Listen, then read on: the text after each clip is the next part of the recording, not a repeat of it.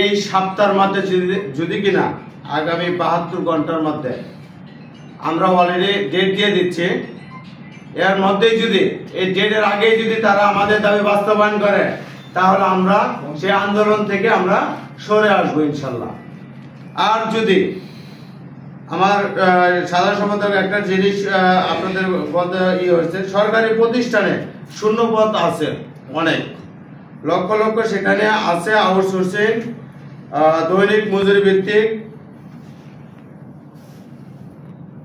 নিয়োজিত কর্মচারীদের নিয়োগ দিতে হবে সেখানে, যেখানে শূন্যপদ আছে। এখন আমরা সেই দাবি নিয়ে যদি এই সরকার আমাদের দাবি বাস্তবায়ন না করে তাহলে আমরা বৃহৎ কর্মসূচির দিকে আমরা চলে যাচ্ছি। আমরা অনেক চেষ্টা করেছি সরকারের দ্বারে যাওয়ার জন্য এবং আমাদের দাবি বাস্তবায়ন করার জন্য। আপনারা সেটাও দেখছেন, আমাদের এই বাংলাদেশ আউটসোর্সিং কর্মচারী কল্যাণ পরিষদের এই কেন্দ্রীয় কমিটির উপদেষ্টা আমাদের জুনায়েদ সাকিব ভাই, সে নিজেও সেখানে গেছেন, কিন্তু আমাদের সেই দাবি তারা বাস্তবায়ন করে নাই।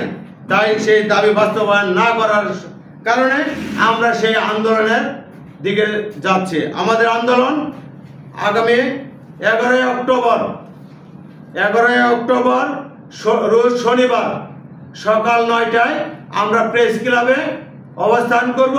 সেখান থেকে আমরা যদি কিনা আমাদের দাবি সেখানে বাস্তবায়ন না হয় তাহলে আমরা যমুনার দিকে অবস্থান করব সেখানে আমরা।